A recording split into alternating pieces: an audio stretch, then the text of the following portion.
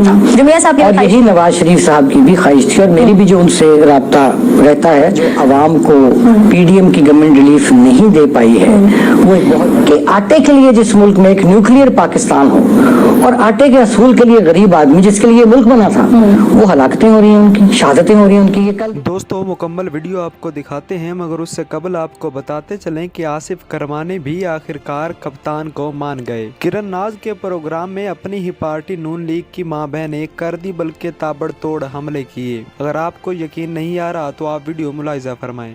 करमानी साहब, इससे पहले कि मैं आज के टॉपिक्स की तरफ आऊं, लेकिन मेरी नजर में ना इस वक्त सबसे बड़ा मसला सर महंगाई है। आपने आदादो शुमार देख लिए होंगे जो 1965 के बाद अब ये इतनी ज्यादा इन्फ्लेशन इस वक्त आवाम की चीखें निकली हुई हैं। क्या कहेंगे सर, कैसे रिस्पॉन्ड करेंगे इस पे? अभी भी यही कहेंगे कि हमसे सवाल ना किया जाए? अब तो हुकूमत को 1 साल होने वाला है सर, हो गया है। मैं बिल्कुल नहीं ये कहूँगा। उसकी वजह ये है कि ये ठीक है कि पिछले गुज़श्ता 3.5-4 साल में महंगाई का एक तूफान जो था वो शुरू हुआ, लेकिन जब तब्दीली हुई उनकी गवर्नमेंट की और अब मेरे ख्याल 10-11 महीने हो गए हैं, तो मैं समझता हूँ कि इस वक्त तक जो आवाम को पीडीएम की गवर्नमेंट रिलीफ नहीं दे पाई है वो एक बहुत बड़ा लम्हा फिक्रिया है। चूँकि मैं समझता हूँ कि इसकी बुनियादी एक वजह जो है कि देखिए किरण बीबी, 75 साल से जिन लोगों के लिए मुल्क बना था वो मुझे बड़ा ये अफसोस से कहना पड़ता है और मैं ये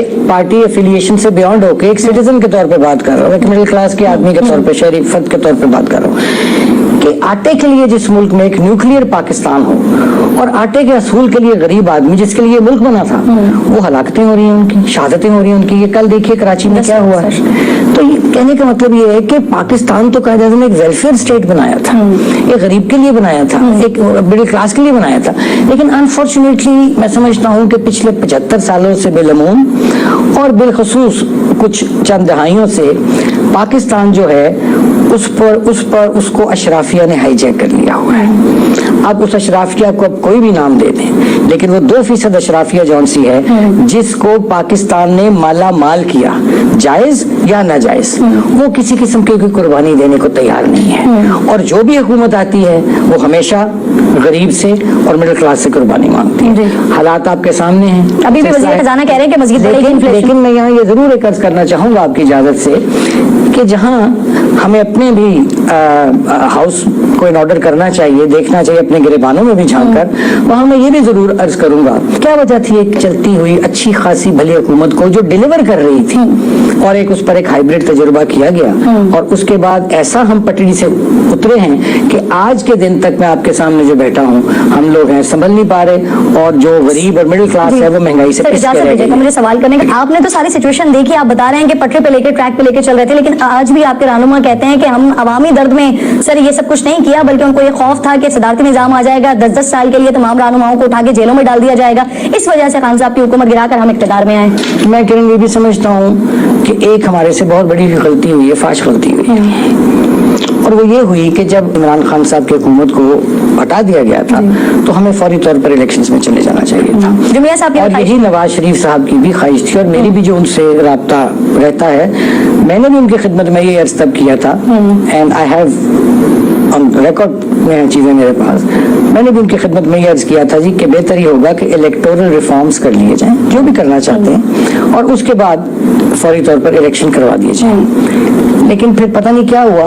मैं समझता हूँ कि कुछ लोगों ने, मैं तो यहाँ तक कहूँगा हो सकता है इसकी मुझे सज़ा मिले, लेकिन मैं यहाँ तक ज़रूर कहूँगा कि कुछ लोगों ने प्रिवेल किया अपॉन मियाँ साहब और उनको बेबस किया, वरना मियाँ नवाज शरीफ साहब जो थे वो बड़े क्लियर थे कि फौरी इलेक्शन हो जाते।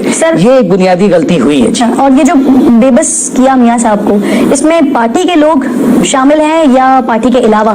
देखिए चूंकि ये एक पीडीएम का गठजोड़ था, नहीं गठजोड़ तो नहीं मैं कहूँगा, चूंकि एक कोलिशन थी एक उसमें, तो जाहिर है ये सब की मुशावरत से हुआ और हो सकता है शहबाज शरीफ हो सकता Right. हो सकता है उनकी राय वो ठीक हो, लेकिन उसका नुकसान हुआ है, उसका पार्टी को नुकसान हुआ है। और क्योंकि इमरान खान साहब जो बिल्कुल उनका ग्रास जमीन पे गिरा हुआ था, वो दोबारा उससे फिर उठे। अच्छा करमानी साहब, जरदारी साहब की और मौलाना फजल रहमान साहब की राय तो हमें मालूम है, क्योंकि जरदारी साहब चाहते थे कि एक्सटेंड करें, टाइम टेन्योर पूरा करें, मौलाना फजल रहमान साहब की भी यही ख्वाहिश थी। क्या मियां साहब की, छोटे मियां साहब की भी यही ख्वाहिश थी, शहबाज शरीफ साहब की? फिर उन्होंने मियां साहब को कन्विंस अच्छा सर, प्रॉब्लम ये है ना कि वो आपने अपना पॉलिटिकल कैपिटल भी बर्न किया, और वो जो एक क्राइसिस है उससे भी अभी तक हम निकल नहीं पा रहे हैं, बल्कि आगे अभी मजीद हमें सुनने को मिल रहा है कि मामलात और ज्यादा बुरे होंगे। इकोनॉमिकली सिचुएशन की मैं बात कर रही हूँ। आगे बढ़ जाते हैं सर। इत्तेहादी जमातों की बैठक भी थी कल, नवाज शरीफ साहब ने बड़े खुलकर बात की है। वो कह रहे हैं कि हम जब 3 रुकनी बेंच नहीं मान रहे तो हम उनका फैसला कैसे मानेंगे? सर फैसला तो मानना पड़ेगा, अगर फैसला नहीं मानते तो फिर तौहीन अदालत की कार्रवाई होगी, वजीर आजम साहब घर चले जाएंगे।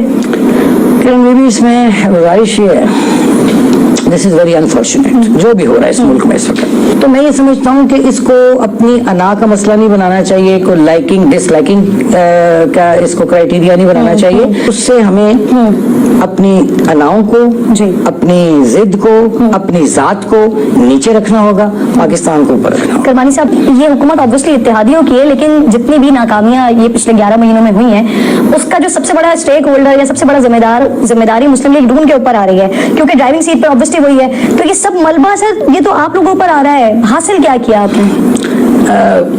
गुजारिश ये है कि देखिए, वो मलबा इसलिए आ रहा है चूंकि जो फेस है इस वक्त गवर्नमेंट का वो PMLN जी, प्राइम मिनिस्टर चूंकि PMLN का है, ठीक है ना जी। 30 तारीख को इलेक्शन वैसे हो जाने चाहिए। देखिए जो आइन है ना वो तो बड़ा क्लियर है कि 90 डेज। तो इसीलिए मैं कहता हूँ कि इस पर तमाम लोग बैठे हैं, तमाम स्टेक होल्डर्स बैठे हैं कि जो कंफ्यूजन है इस पर लीगल्स जो हैं, एक्सपर्ट्स जो हैं वो बैठे करमानी साहब, कोई बीच का रास्ता नहीं निकल सकता कि सर अक्टूबर से पहले और अप्रैल के बाद बीच का कोई रास्ता निकाल लिया जाए जिसपे तमाम स्टेक होल्डर्स बैठ जाएं? अगर पाकिस्तान को सामने रखें तो ये कोई इतना मुश्किल नहीं है कि अगर इस पे डायलॉग हो, तभी तो मैं कहता हूँ कि एक डायलॉग होना चाहिए। और जो आप वाली बात है, अगर वो भी हो जाए तो ठीक है। अगर आप अक्टूबर की बजाय अगर अगस्त में हो जाए इलेक्शन, मैं एक बात मिसाल दे रहा हूँ, जुलाई में हो जाए, अगस्त में हो जाए, और उससे अगर इसके होने से पाकिस्तान में जो ये करंट जारी एक क्राइसिस है, कि केओस है, और जो असल इश्यूज हैं लोगों के, महंगाई, गुर्बत, बेरोजगारी, वो तो पसे पर्दा जा चुके हैं ना। तो रियल इश्यूज तो जो गरीब है उसकी तो रोटी का मसला जो उनसे वो तो वहीं का वहीं खड़ा हुआ है। बिल्कुल सही कह रहे हैं आप सर, और इस पे तमाम पॉलिटिशियंस को